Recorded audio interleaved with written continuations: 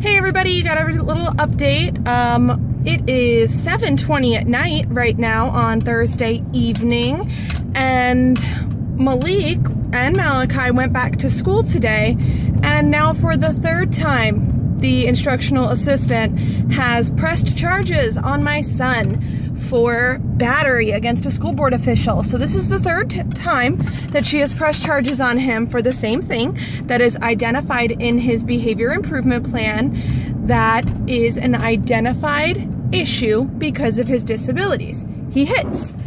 Kids with autism sometimes hit when they have a hard time discussing their frustration, when they get bad vibes from someone, when they are having a meltdown, so on and so forth. And now this woman has become the ultimate bane of his existence and our existence, to keep it mild, and he hates her. He absolutely hates her. So now every chance he gets, he makes that extremely known. So she has decided to continuously press charges on him. So right now we are dealing with our third felony charge of battery on a school board official, and I am on my way up to the juvenile detention facility where he will be spending the night, again, for the second time, at the juvenile detention facility, a facility for kids who are neurotypical and understand that what they're doing is a choice. My child has been proven time and time again through manifestation determination hearings at the school that these behaviors are a manifestation of his disability. But again, he is suspended from school pending another manifestation. We just had one yesterday. Let me clear that up. On Wednesday, today is Thursday, for the exact same behavior. Exactly the same. No different. Same aid, same behavior, still the slapping, same exact thing.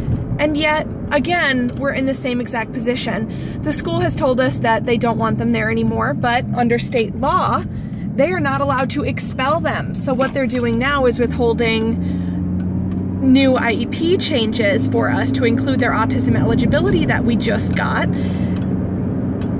until we sign the IEP that requests separate day school or homeschooling. So if you're a parent like me, which I assume you are if you're watching this, you can clearly understand how difficult it would be to quit my job that allows me to pay for everything that these children need, to be able to stay at home and babysit all day while a teacher comes to my home to teach my children. And at this point, I am livid, to say the least. I can't even describe how angry I am in any type of appropriate words. We have sought an attorney to help us. We have an advocate. We have a team of behavioral supports that are there.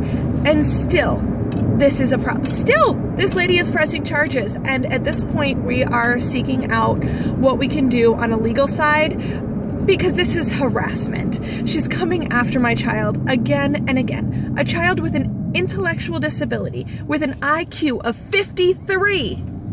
Now, for anyone who's not too much aware of where those lines lie, an IQ of 70 or below indicates that there's an intellectual disability. So a neurotypical child would have at least a 71 or higher. My child has a 53.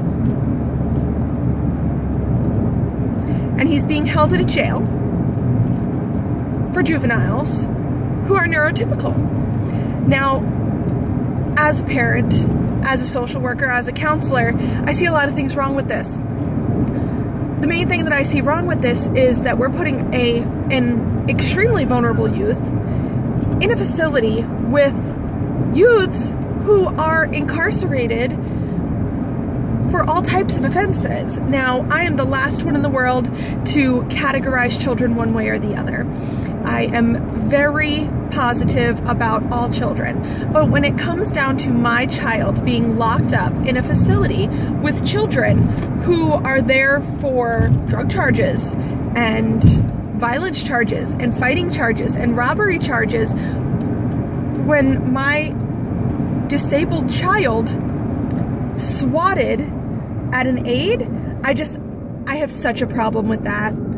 And I have lost so much faith in the system because of all of this. it's got to get easier someday, right?